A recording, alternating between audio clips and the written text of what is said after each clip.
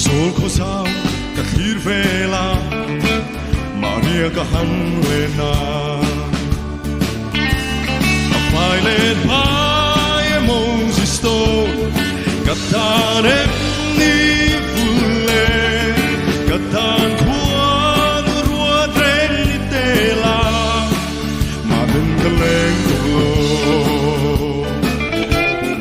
Ichuan kasoda chen chilro Ita châu arinong tumtu Tiam pia tu min hang zong ka Tham ralatan suane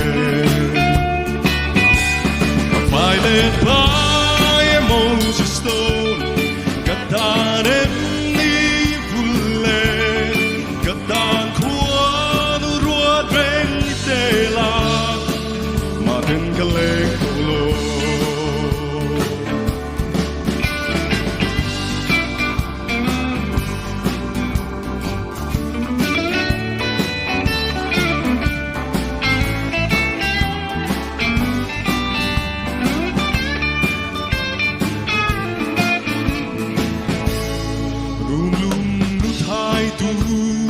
Tan suane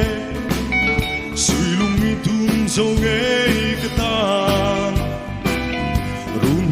han ka pui tela el dia makati